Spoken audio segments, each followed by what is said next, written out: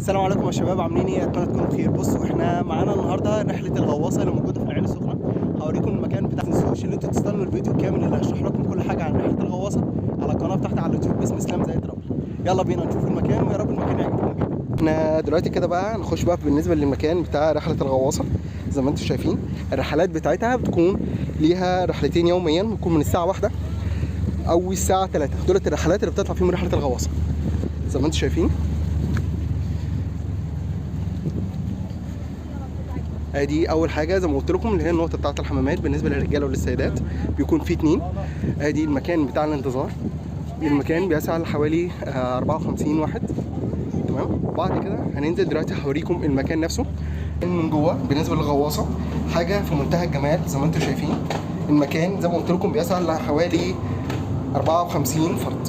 اتمنى ان انتوا تتابعوا عروض الرحلات بتاعتي سواء كانت على الفيس او على قناه اليوتيوب وعلى تيك توك، كله باسم اسلام زايد رابل. ويلا باذن الله وان شاء الله كده الفيديو اللي انا هنزله يعجبكم وتعرفوا كل حاجه عن رحله الغواصه في العين السخنه. ولو حبيتوا تنظموا اي رحلات داخليه في العين السخنه كلموني بس.